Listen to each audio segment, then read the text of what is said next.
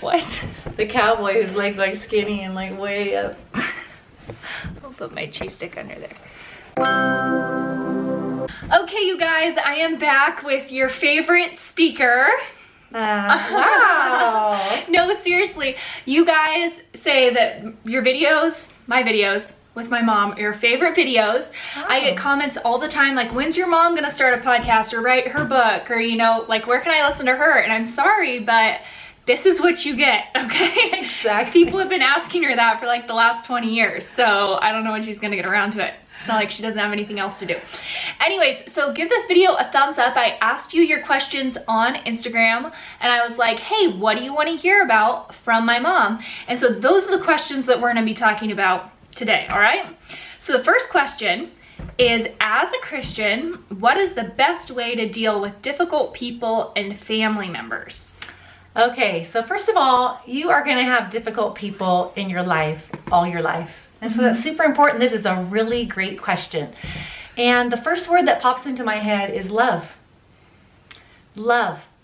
And I'm going to read a few verses to you just because God's word is the instruction book and is the answer. He has something to say about everything, and it's the answer to all of our questions. And so I'm just going to share a few verses from his word and then talk from my personal experience how I've dealt with difficult people. A quick warning, God's word can be kind of something that you wrestle with, that you don't understand, and I've had to wrestle with this a lot. So, but let's just listen.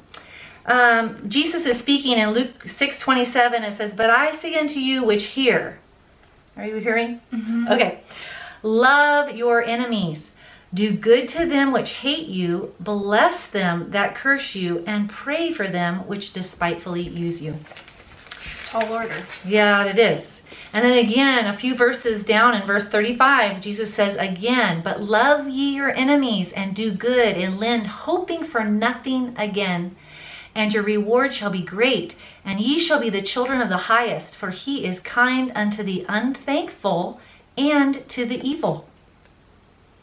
Matthew 5, I think it's 46. It says 46, but for if ye love them which love you, what reward have ye? So if we're loving people that are loving back, that's normal. Okay, mm-hmm. There's nothing that great about that. John 15:12, this is my commandment, that ye love one another as I have loved you. And how does Christ love us? While we were yet sinners, Christ died for us. Mm-hmm. And so our children, when they are yet sinners, they're not being good, they're being bad, they're being difficult, or our mother-in-law, or a co-worker, or our husband, or mm-hmm. any of those, while Christ set the example for us, and while we were yet sinners, he still loved us anyway. Mm-hmm. And so that's what we're called to do. And it's not easy. He goes so far as to tell you exactly what love is in 1 Corinthians 13. 13. Good. I'm just checking my daughter, making sure she knows the word. Anyway, so love is patient. Patient. There you go. Yeah. I won't let you. You have to quote everything. You should read the rest. Love is kind. Love is patient. Mm. So when somebody is difficult, somebody once told me that hurt people hurt people. Mm-hmm. So there's always something behind the person that's being hurt. When someone is hurting you, it's because they have needs themselves. Mm-hmm. And so we need to remember that. Our flesh is the first thing we want to do is just lash out and say, I was hurt, I was wronged. Yeah. Instead of like, wow, this person really needs love. And the end of chapter in 1 Corinthians 13, it says love never fails. And that's true. And that's been true by my experience as I've applied God's word. There was a time I adore my mother. I love my mother. We have a great relationship. But at one time I really, really, really got hurt. And I had a lot of anger. And I didn't want to be angry at my mom. And I just cried out to the Lord, literally, just, Lord, what do I do with this? What do I do with this anger? And he brought me to love your enemies. Do good to bless and curse not. Do good to those who despitefully use you or hurt you. And I thought, okay, well, practically, what can I do for my mom that would connect that relationship with her? And the Lord popped into my mind to write postcards to her every day. I did that in Yeah, college. I that's read that right. in a book, and I did that in college, and that came back to me. So I went right down to the post office. I said, I need 100 Yeah, prepaid she had a fatty postcards, and I write my mother every day. I just wrote her what I appreciated about her, what I'm doing. My mom looked forward to going to the mailbox every single day to get those little cards. And who do you think changed in the process of this? Yeah, your heart. Probably. I changed, yes. And I'm sure she did. And my too. mother changed. Yeah. Okay, so when somebody is, my husband's always encouraged me in this. Take the high road. When someone has hurt you, love. Love, love, love. Love is the answer to everything. And, with your children, I'm going to give you a little point here that in the heat of the moment, you can look in your children's eyes. They're going to push back because they want to know if you really love them. Are you going to love me when I'm unlovable? And you can look them in the eye and say, I'm never going to stop loving you. I'm never going to stop pursuing you. I'm never going to stop forgiving you because that's the way Christ treats me. Yeah. And we're supposed to be, that's when we're salt and light. And God left us an example to follow, and that's the example that we can follow is just love. And this has happened. I could give you numerous examples of relationships that have turned around completely. Oh, yeah. Just naming them off by applying God's word. God knows what he's talking about, even though we don't understand. Just in obedience, walk in that. Yeah, no, I've definitely witnessed that. Obviously, with us kids, I know all of us have given you pushback at different times, and I think it's normal. But you, but also just with like different family members that are harder to get along with. Relatives, we have a huge family, and there are certain people that are really difficult to get along with. And my parents have always gone the extra. I've watched them just go the extra mile. Like they get hurt, they get rejected, they just keep going the extra mile. And that's such an inspiration for sure. Yeah. Such a testimony. Good. Okay, next question. That was power packed right there, you guys.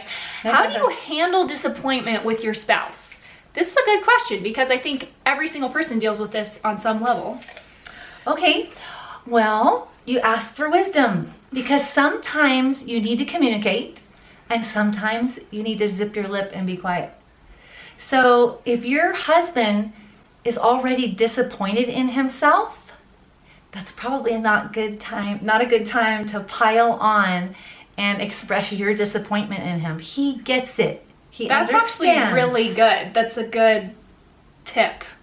Yes. Of knowing the difference. Yeah, but we need wisdom. But sometimes you can't expect your husband to read your mind and know that you're disappointed. Well, can't he tell by the way I'm showing? You need to communicate and say, you know what? That really disappointed me because da-da-da-da, and communicate that. And communication is super important.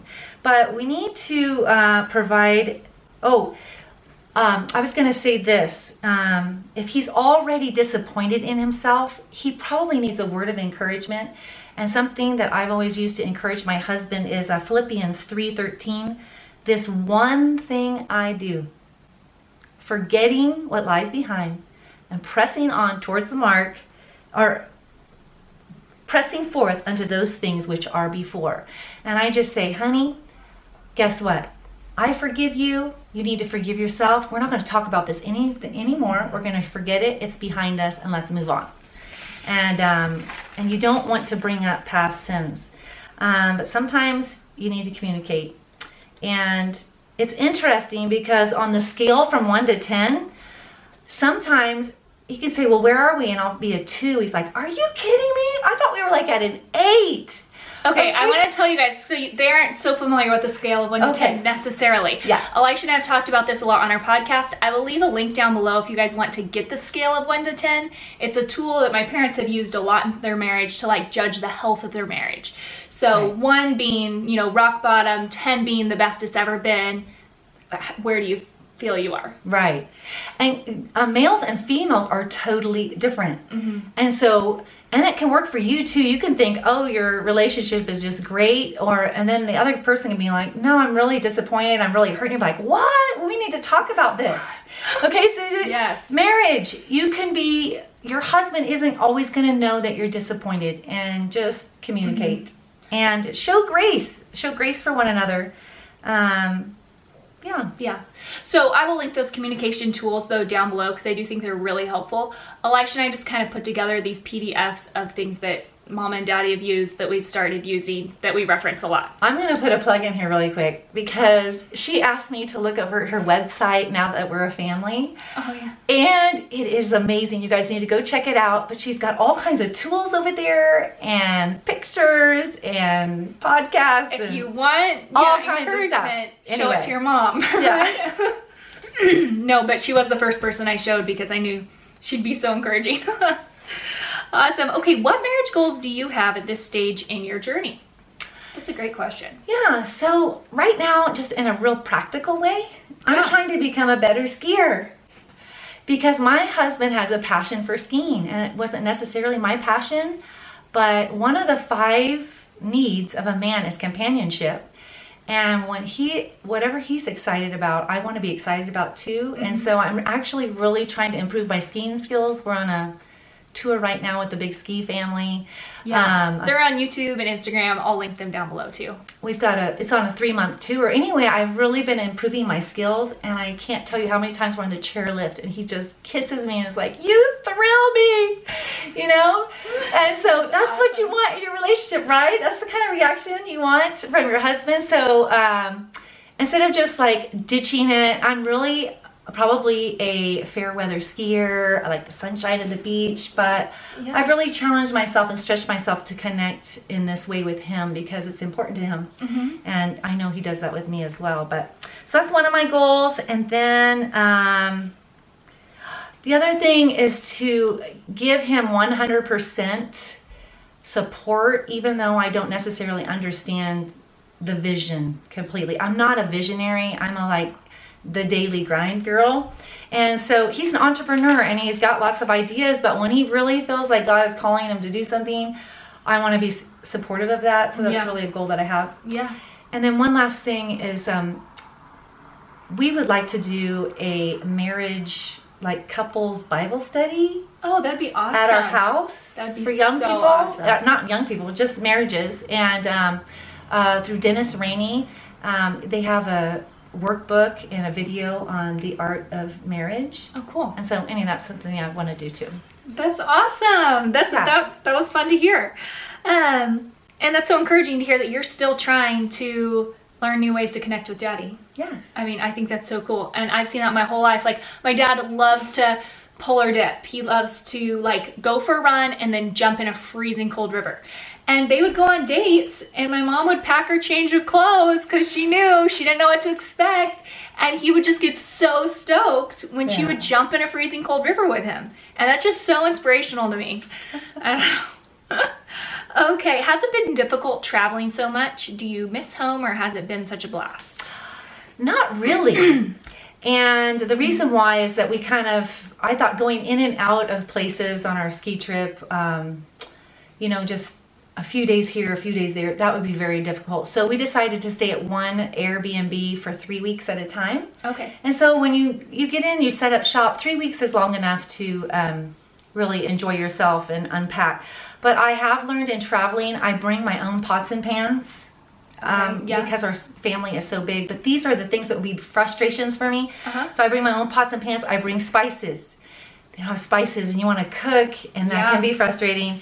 I bring rags. I bring my own comforter because sometimes their bedding is too heavy, too light, too whatever, And My parents brought their own bedding everywhere, like camping. They bring their own bedding. And Elisha and I do the exact same thing. We like haul around our down comforter. That's awesome. Oh, man. Anyway, I bring a heater. I bring books for me to read. I bring schooling for the kids. I bring our pantry of food. And I bring an ice chest with all of our condiments. And what can be frustrating is we just go through so much food, but during the winter, I use the garages. They are perfect refrigeration temperature. So I can keep meat and milk and extra things out there. So that's really taken away. It's those little things that can really make traveling frustrating for a wife and a mother. It's a big deal. I wonder more and more how you did it because we grew up traveling so much with so many kids. And Elisha and I go somewhere with like Leon and I like forget to pack lunch, or buying lunch. But if you multiply that times 11, that's a huge deal. Yeah. So Well, that's so- super awesome. Yeah. You've So got it I nailed. also Yes, was going to say that, this ski trip, honestly, was a Nineveh for me. Jonah didn't want to go to Nineveh. He wanted to go to Tarshish, which was 2,000 miles away. And I really prayed about it. I was doing a study by Priscilla Shirer, actually, on Jonah. And I told my husband, I go, you know what? This trip is kind of like Nineveh to me, but I feel like the Lord was really challenging me with my faith. And I decided I'm going to embrace it. I'm going to go. And it has been amazing. And I've really prayed that the Lord would change my heart. And He's changed my heart. We're finishing up our trip and I'm super excited. We're packing up today and we're on the road tomorrow morning and I'm super excited about it. So it's really just a testimony of how the Lord can change your heart. So, what was the question? Well, I think you're saying things here that it's been good for. Like it's been good for your relationships, for meeting different people. Oh yeah, it's been a blast. I've done things that are on my bucket list, like a sleigh ride and a dinner. That was a real highlight for me. And we've met so many interesting people. We've been to so many interesting places. There have been so many opportunities that have opened up to us as a family. And most importantly, we've really had a good time connecting in relationships with our kids. So I just think that's so cool because I saw like that whole shift when my dad brought this idea to the table and like all the kids had their opinions. Oh, it's and like everyone was asking me, what does your mom think? And I was just like, I don't know, ask her. Like, I don't want to get in the middle of this. But it was hard. It was crazy. You guys like sold tons of stuff too. Like, I don't know, it's a big transition. And I think it's so cool how Mama got totally on board. And as a result, like you've seen all these blessings from it. But it was brutal. Like no one would have blamed her for saying like, no, I want to stay in my house. Yeah. I mean, no one would have. So I think it's really cool how you got those blessings out of it. Yeah. And I think that's just a testimony of like all the blessings my mom has got out of life.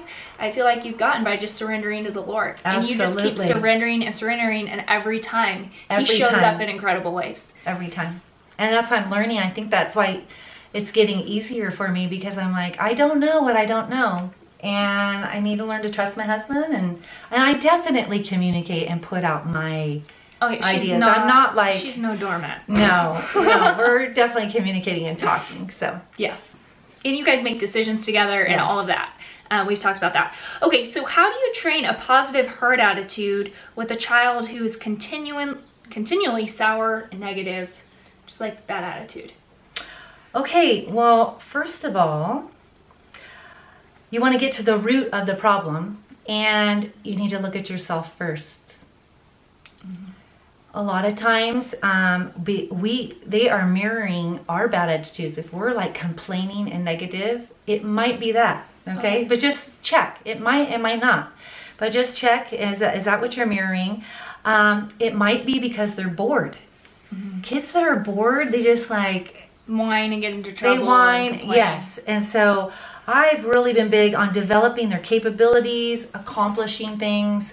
There's it builds their self-confidence. Mm-hmm. And I think about Leon, just like you have him cracking eggs, I see, and and he's putting the silverware away, so he feels like he's contributing. He's learning. It's crazy the amount of like whining he does when he's not engaged. Yes. And he's only 2. Yeah. I'm just like, stop whining. And I'm like, wait, maybe I need to just engage you. Yes. Because he just wants... Or shooting hoops, like he's practicing that. But you want to make sure that they are engaged in life.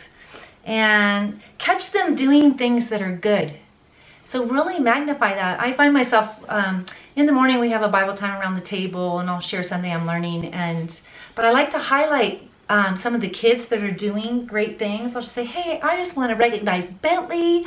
I saw him doing da-da-da-da. Yeah. And then it just really boosts that, the positive behavior. You want to encourage the positive behavior and so that they'll keep doing that.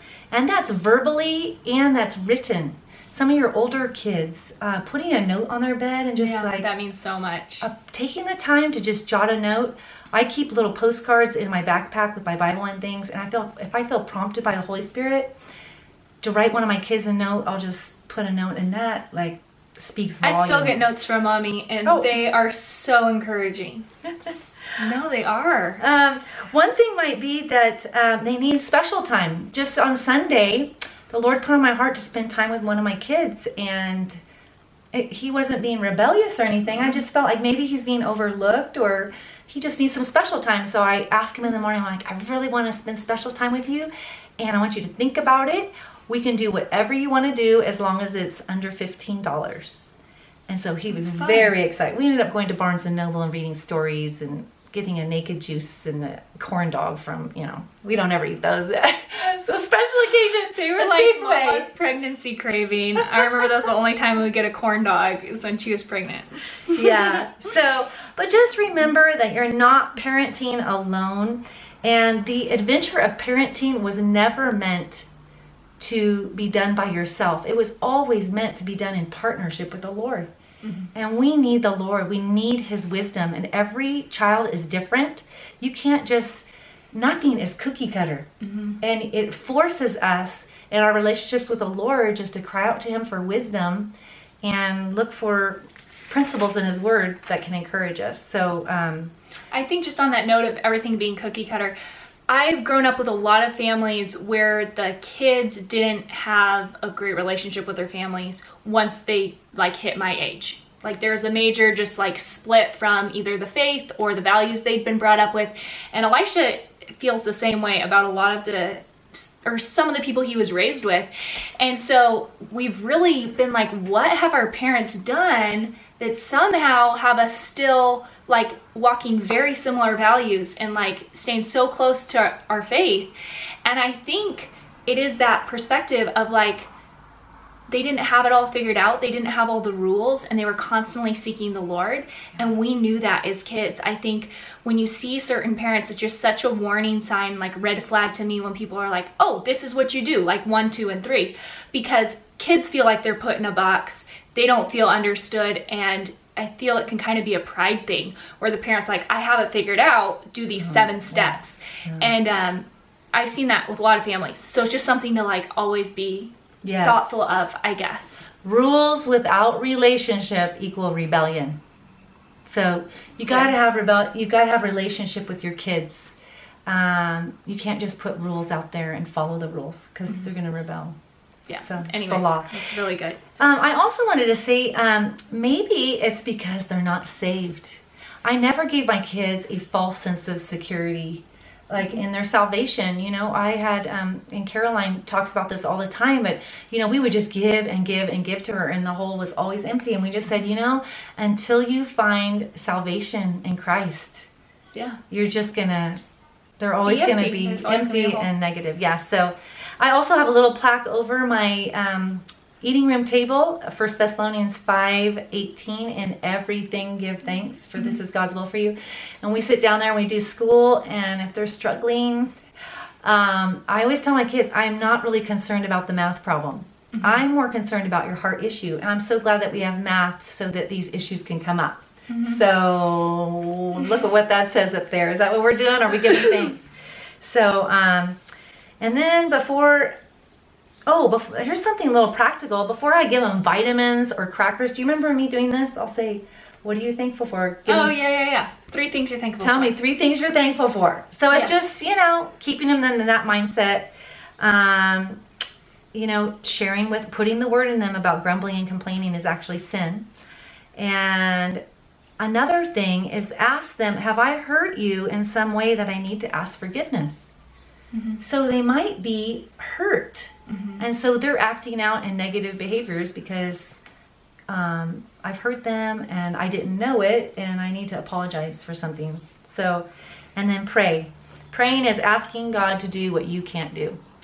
So we need the Lord. I'm so glad I have this all recorded, you guys. Because I don't know if I would if I would ask these specific questions, and you guys are further ahead and asking these, and it's so cool to see, because I felt I was the recipient of all these things that my mom did. I rebelled a lot growing up at different periods of life. I feel like I had a harder heart, and the Lord would soften it. But it's so cool to see these practical things that you were implementing. on the other side. Yeah. You know? And it's so fun to think about them, actually, you know, write them down. I'm glad we're doing this too. This is awesome. For sure. In a season of having a new baby and having 2 older kids, how do you manage homeschool and adjusting to the new baby? First of all, you have to lower your expectations on everything, on social commitments, on your house just being so, on homeschooling, just everything. And for the first 6 weeks, you know, for sure, until the baby's sleeping through the night and you're starting to sleep too, just chill out and enjoy the season. And enjoy your baby, and don't put all these undue pressures on yourself, comparing yourself to other people or how did they do this, but you know, just relax. Your kid's gonna be okay, you know, schooling and whatever, but we can put undue pressure on ourselves. And I will say too, I think, you know, you mentioned wait till your baby's sleeping through the night 6 weeks. That's kind of crazy to a lot of people.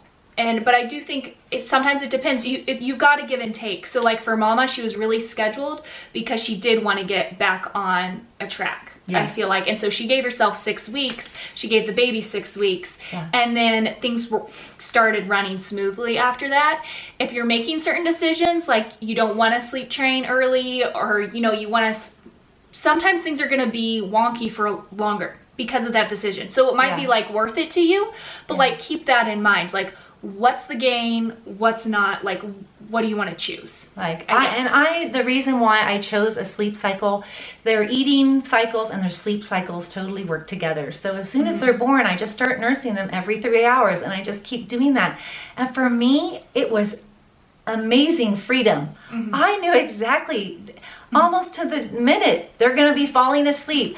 They're so easy to turn over to babysitters because I train them to like go to bed right when they're not totally asleep, but almost there.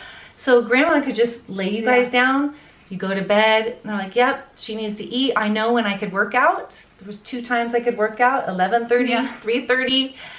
And so for me, it was freedom. And I knew I could predict what the child needed. So anyway, but people have their different ways of doing things. So it's just, I'm speaking from my point of view. But I also wanted to say, what was the question again? You know what? This is like baby playing next to you. Like, how do you do the whole homeschooling older kids and having a newborn? So the baby just sits on my lap. We just sit at the eating room table and we just do our work, and I'll put down Tupperware, and you don't need a lot of toys, just stuff in the kitchen for your babies, you know, and they'll just play. And time to nurse. Okay, I'm going to listen to a child read while I nurse. Mama nursed, gave out our spelling. That was always like 9 o'clock she nursed, 9 o'clock was spelling. You do that for us. So, but make sure that you're nourishing yourself.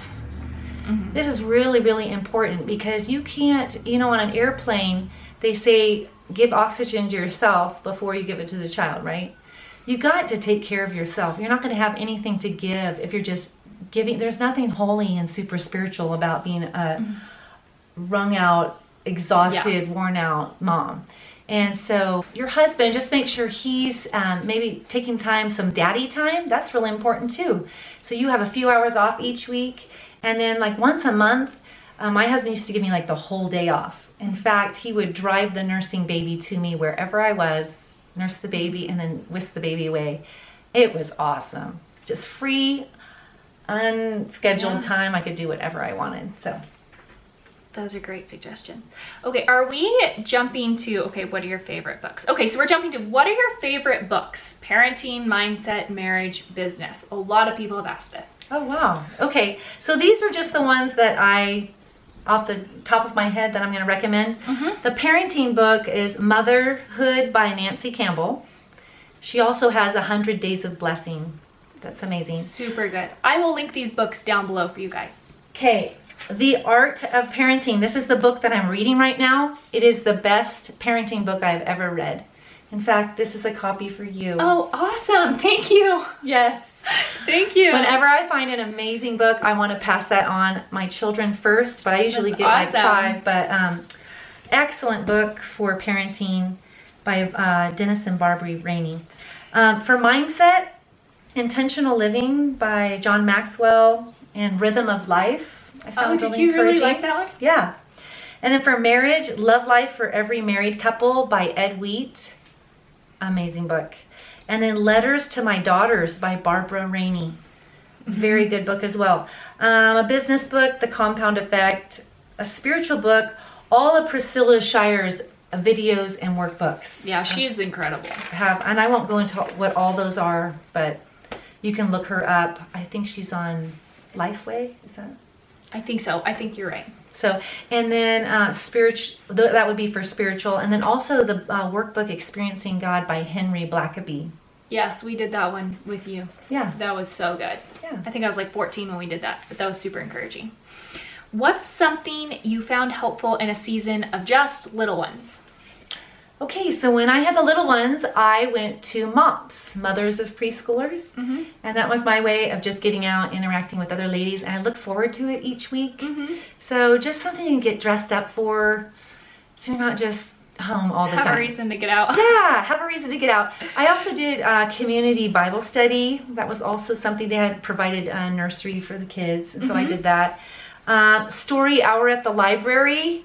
I really used the library and still do to this day. Every week we would go down and get new books. I have such good memories of being at the library. Yes. That's why we live there, you guys. Yes. I see me take care of my kids there all the time. Yes. I still go to the library. Yeah. I'm just like her for like, do your thing. Yeah. Okay. So watch videos. I rented little how-to DVDs. Oh yeah. On like what do we do with trash? How do you make jelly beans? How do you make chocolate? How do you make plastic? And sometimes right before dinner, when we were waiting for Daddy to come home, the kids were just kind of you're right. restless. But I would always sit down with them, be with them, so I see what they're watching, and that it's educational. It's not like, putting them in front of something that's not good for them. And having things to look forward to. I always thought that was important for you kids. To work hard doing school, but let's have something that's fun that they can look forward to. I remember we did ice skating. Different lessons. We do gymnastics. Yeah. We did ice skating. Yeah. There's some other things. I don't know. As we got older, we went to like swim team and stuff like that. But we had sewing lessons. Or just something to break up the week. So little ones, like Leon's probably not going to be like too into sewing lessons. But right. we want to get him swim lessons though. Yeah. Okay, perfect. And then, would you ever consider writing a blog, book, etc. for other moms? Okay, I've thought about this because I've been asked a lot, and there's a book called Large Family Logistics, and I'm like, she wrote the book. It's already been done. I don't need to write it. But there's something to be said about from my point of view. Yes. But you know what? I actually would if I had a ghostwriter. Okay. So somebody who would ask me questions and get all the information out of me and then somehow package it in a way that could be received through a book. Yeah. So that's in my heart actually to do, so but cool. it's the who and it's the right time, and it has to be somebody who really has a heart to do that and to work together with me. So if you guys want her to write a book, find a ghostwriter and have them reach out at the Big Ski Family on Instagram. Money saving tips to have a large family during the lean income years. Okay, I actually came up with like 22. Guys, this could be a whole video. Oh, what time are we at right now? No. I think this is good. Let's do it. Okay, you might have to break this into 2 parts, but yes, we'll see. So money saving tips. First of all, keeping your housing costs down, because that is where a huge chunk of your money goes every single month. We did live in a tent and trailer for 2 years, a 16 by 20 tent. And we only paid $300 a month, and we saved lots of money. And so that was cool. We had 6 kids at the time. Yeah. So maybe sometimes for just a short duration, if you're really wanting to reach some serious goals, like think of some kind of alternative housing. And I know that's way out there, but there's some of you guys that are radical like me. So you might think about something like that. So it's amazing. This is what it taught me. When I lived in a trailer, it's amazing how little you really need to live. Okay, so I had to pare down to, here's your fork and your plate and your cup. Here's your toothbrush. Here's your clothes. You really don't need that much. But we just, our culture is just so consumption oriented. And so Mama was minimalist before it was cool. She was doing the alternative housing before it was cool, the capsule wardrobe before it was cool. These are all new things coming out. Okay, so thrift stores. I've been thrift storing ever since I was a little girl. My mother took me to thrift stores if I needed anything. Mama Joy's the queen of thrift stores. Yes, and so actually, you can go to high-end thrift stores for you moms that want to look really stylish and have good brands. Like boutique thrift stores. Boutiques, yeah. So down in San Clemente, some of the beach communities, I would go down there and look for clothes. And that's what I do with my girls now. And we find awesome clothes for cheaper. You've got to go to a good town. Yeah. Like if you live in like, certain towns don't have as good of thrift stores. That's why we would always go to the like high-end boutiques in like ritzy communities. Yeah. Or like, you know, but you can like if you have a community closer to you, you can like drive there and do it, you know? I found good stuff everywhere. So, yeah. But if you have the time to wade through the thrift store, that's a really good way to shop for clothes. And stay lean. My kids, I would only give them, remember I would give you a pair of tennis shoes and your Beatles. A black pair of shoes. You guys, like I was scarred for life. No, so yeah, we had our white tennis shoes, they're our kids, and then the black Beatles. We called them the Beatles, and they were like our dress church shoes. And I love shoes. Like I own so many shoes now, and I scarred you. No, but I had to earn my money. If I wanted to buy shoes, I could. It was just an extra, and so that's where I put my money. You know. Well, here's my thought behind that, is that when you have a ton of pair of shoes, nobody really takes care of them because like, oh, I have another pair. Oh, I left those over at my friend's house. Enough as it was. Whenever we went to someone's house, shoes go right by the door. And so if you have one coat, when your coat is gone, it's a big deal. So you start taking care of stuff. Anyway, so it forces you, it keeps the laundry down when things are simple and you don't just have massive amounts of just stuff. And find someone like me. Oh, okay, so this is grass-fed beef, okay? Find somebody like me who's on 6 acres who really doesn't want 3 cows and say, hey, can I buy a cow and put it on your pasture and to keep the weeds down and to keep the grass down? No, I'm serious. Yeah, no, that's a great idea. I know. Just ask around. Because there might be somebody like me that's like, sure, put your cow out there. You're doing me a favor. Yes. And then you can use the meat too for yourself. And it's cheaper. That's great. I shop at Food for Less and I buy the 10-pound specials. I do that to this day. Just buying in bulk. Yeah. So whatever special is there, if it's apples, pears, it's usually 68 cents a pound. You can't beat that. That's the produce that we're having there. Pay cash for your cars. Use the outdoors for dates and family fun. I can't tell you how much we used parks. Yes.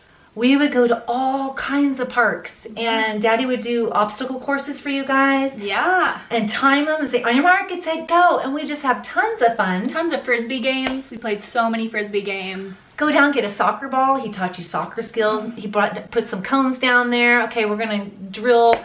But you're having family time together. You're not spending money. You bring your picnic dinner.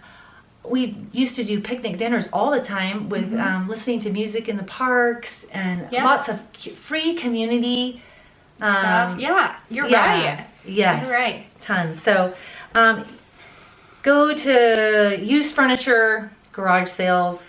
We never bought anything brand new that way. And black spray paint. Okay, black spray paint is in your case, it's white spray paint. This is my gorgeous bed. We gave to them, and it is now white. But that's okay. I can't get over it. I can't believe she did that. Anyway. I can always spray paint it black later. That's right. But black spray paint, you can go to a thrift store and get something that's like old and oaky, but you spray it black, and it just pops. And it covers a multitude of sins. So true.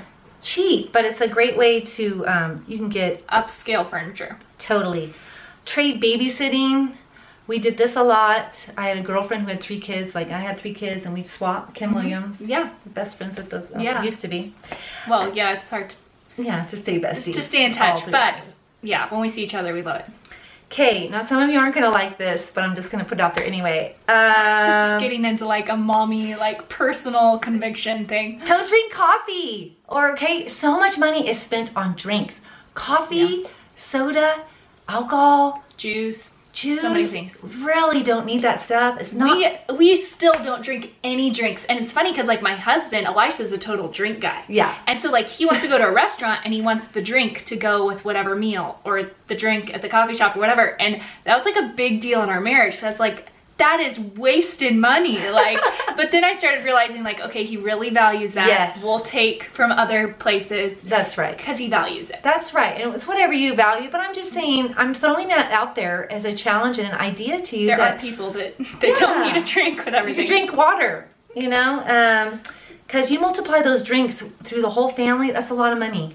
But if you, your expectation of your children, if you train them like, hey, we're just all doing water, then they get used to that. And so oh yeah, I never felt deprived with drinks. Yeah, I still rarely like drinks. Yeah. So let's see. Oh, so just collecting wood, and instead of like putting money into toys and lots of gifts, you know, just having hammer and nails. And we had a treasure chest, a big huge chest, maybe 2 of them, of dress up clothes. I would get from the thrift store, make believe outside, you know. That's pretty much all we did growing up. I loved it. Oh yeah. Loved it. And then paint your own nails. Okay, so much money can be spent on manicures and pedicures and fake nails and, you know, so true. All kinds of stuff like that. It's just not super necessary. It can be used for a special occasion, like, you know. But I'll tell you what, my daughter just got married. I bought the $6 stick-on nails. Oh, we all do that. If you ever see me with like long nails, I mean, people are like, are those fake nails or are those like fake nails? And it's like, they're fake either way. They're plastic, okay? But seriously, they look great. Yeah. And they stayed on for 2 weeks, so and that was $6 instead of, you know, 45. Yeah. Yeah.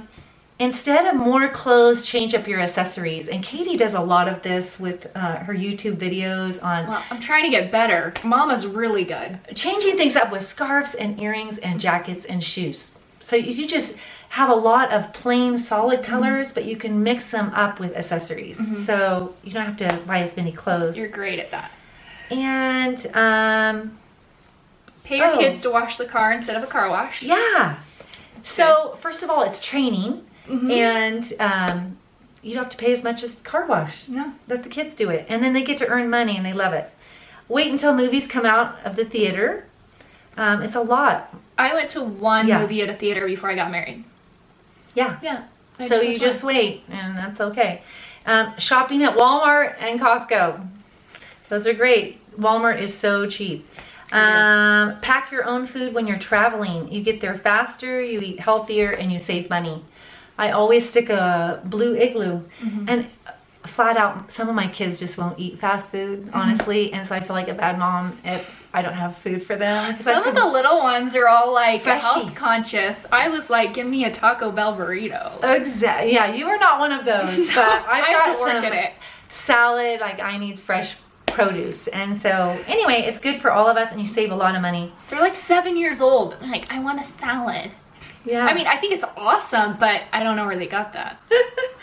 And then I invest in my own health with supplements, and in the long run, being sick costs a lot of money. So much. It really does, for doctor bills and whatnot. And so taking care of myself up front is a way that in the long run, you end up saving money. And that's so, I don't even know what word I'm looking for, but like Proactive? counterintuitive, I guess. Oh, yeah. It's counterintuitive. People are like, oh, I can't afford to spend $50 to $100 on supplements. And it's like, long term, like that's $1,000 a year, you know, if it's $100. Yeah. And you're not going to the doctor for a lot of stuff if you do it early enough and long enough, consistently. When your immunity's up and you can fight all kinds of things. You're just not going to get stuff.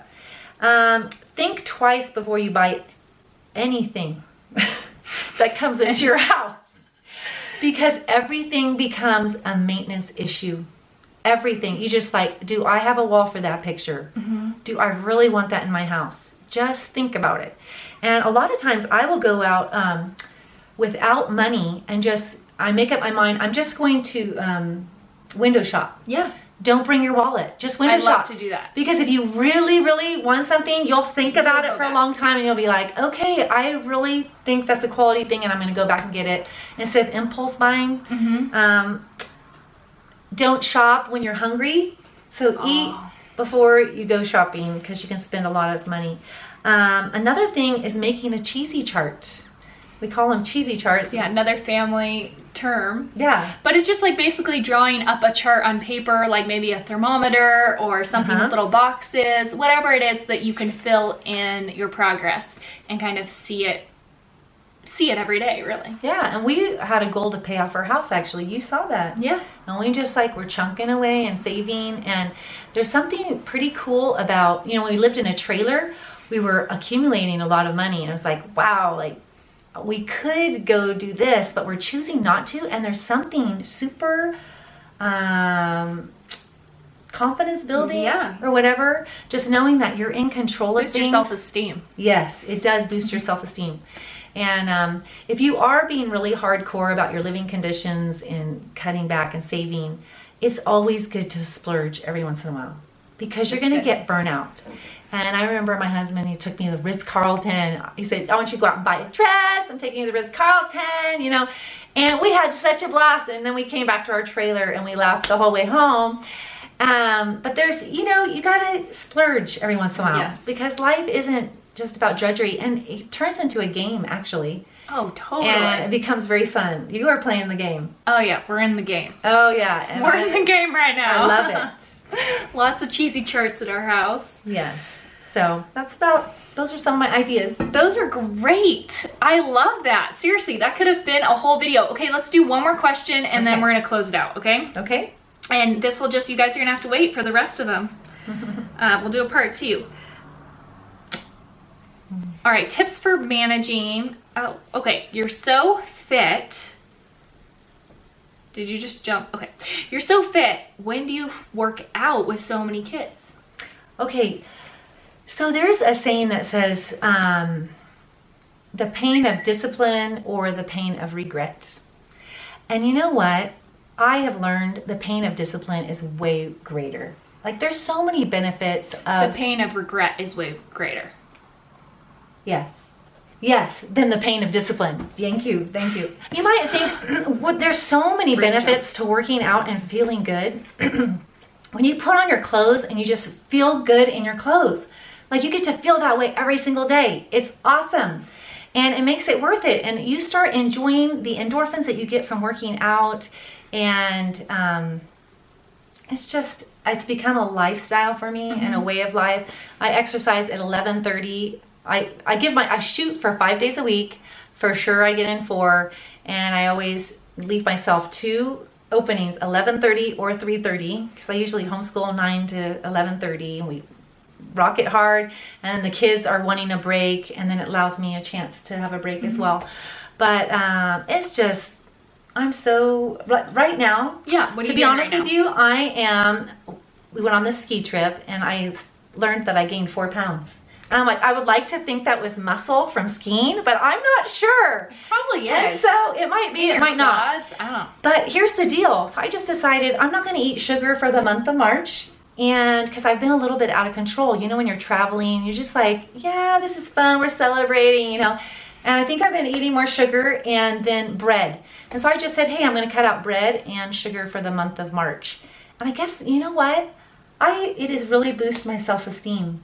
Knowing that I'm in charge, I'm being intentional about myself. And I've never been one that's been big on scales and weights. We weren't allowed to have a scale in our house growing up. I think there were 8 of us girls, and Mama didn't want us having disorders or being super self-conscious. She just wanted to instill healthy habits. So she always said, we'd go to a friend's house and be like, this is how much we weigh. And she was always like, it doesn't matter how much you weigh as long as you're eating healthy and working out. And so that was the focus more than the weight. It was really important to me. So many ladies have food eating disorders or just, obsessed with food and things like that. And body image is I just really don't talk about it that much. I try to model it. I try to eat well. And I just, we just need to embrace ourselves and who we are. And And but if you don't have an exercise regimen and you haven't started that, I really encourage you. It's really hard at first, but pretty soon, when you start feeling great, you're gonna. And what are some things you've done over the years? Like exercise videos. I couldn't go to a gym. I never went to a gym. We couldn't afford it. I couldn't, the time getting there, I couldn't afford that much time away from the kids. And so I just did videos in my house. Just pop in a video. And Jenise Austin. Yeah, Jenise Austin, go. And who else? Cindy Crawford. Cindy Crawford. Yes, you remember these girls. Anyway, so it's changed as, you know, times have changed. Yeah, but growing up, I would say like when she had little kids, from like my earliest memories of my mom at like 3 or 4 to when I left the house, really, she would run, she would go fast walking whenever she was pregnant, and then she would do workout videos. It was all around the home, and it was honestly really cool because it's so hard for me to be that self-disciplined, but we got to see her working out. We got to see her making the time for it. And like, I love being able to go to a gym, but at the same time, it was so fun because we would do the workout videos with Mama, and we would go running and walking with her. And it was like I really appreciate it now. Instead of like Mama just left and then she came back. I think it was actually really cool the way she modeled that for us. And now it's part of our culture. So Kelsey like, Mother, I'm doing bar, let's go. And I'm like, okay, wait for me. I just drop what I'm doing. And so it's just a part of our lives. And yeah, for sure. Awesome, you guys, thank you so much for submitting your questions. I wish we had more time, and you still have some solid notes here. So anyways, you guys are just gonna have to be in tune for the next one. Hopefully it won't be as long because you're finishing up your skiing trip, and hopefully you'll be back in town. So maybe next month, you know, you might get another Q&A or send Mama her Ghost Rider, okay? So give this video a thumbs up if you guys enjoyed it. Mama really puts a lot of time into these questions, and that's one way you could thank her, and let her know down below in the comments. And if you're new, click the subscribe button. Okay, also, I will say where you could follow my mom. She's not like super active on social media. She's too busy living her life. So, but the Big Ski Family is probably the best place to find her. We put out a YouTube every Friday that you can watch, and then Instagram. So I'll link those things down below. Okay, thanks, Mama. Okay. Bye.